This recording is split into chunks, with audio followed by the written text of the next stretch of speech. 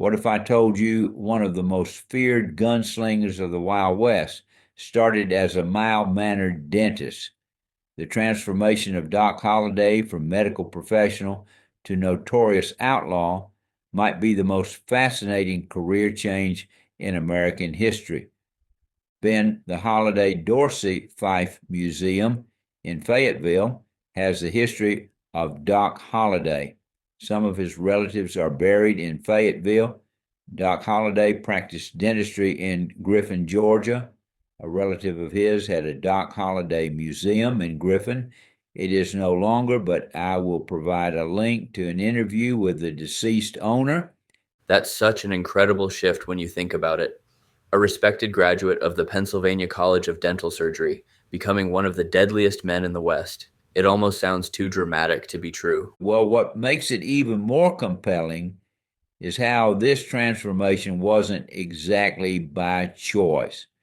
Here's a young professional, fresh out of dental school in 1872, and suddenly he gets hit with a tuberculosis diagnosis that completely derails his life plans. So the very thing that threatened to end his life led to him becoming a legend. How did he make that transition from dentist to gunslinger? You know, it's fascinating. He initially moved west just seeking relief from his symptoms in the drier climate. But when your constant coughing makes it hard to lean over patients all day, you've got to find another way to make a living. That's when he discovered he had quite a talent for cards. That's right. And those steady hands that made him good at dental work probably didn't hurt his gambling skills either. Oh, exactly. And here's something most people don't realize. Even while he was building his reputation as this dangerous gambler, he would occasionally still set up temporary dental practices in various towns. Can you imagine walking into a dentist's office and finding Doc Holliday standing there with his instruments? Well, that must have been quite the experience for his patients. I mean, were they more afraid of the dental work or his reputation? You know what's interesting about that? His dental skills were excellent.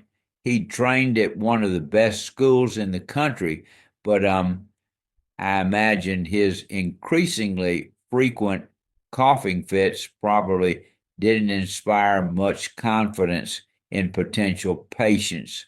Speaking of his reputation, let's talk about that famous OK Corral shootout. That sealed his place in Western legend, didn't it? That 1881 shootout in Tombstone is fascinating because it shows just how far he'd come from his days as a Georgia dentist. Here he was standing alongside Wyatt Earp right in the middle of what would become the most famous gunfight in Western history. That friendship with Wyatt Earp seems pretty unlikely. A lawman and a gambler. How did that even work? Well, that's one of the most interesting parts of Holliday's story.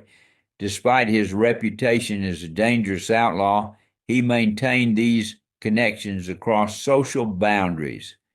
He could move between worlds, professional, criminal, law enforcement, in a way few others could. And all while fighting a losing battle with tuberculosis. That must have taken incredible determination. That's right. And here's something that shows the complexity of his character.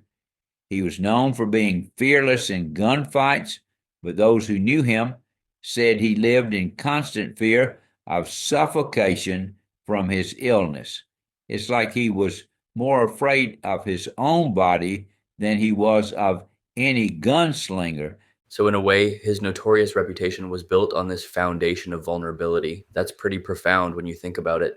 And you know what makes it even more poignant?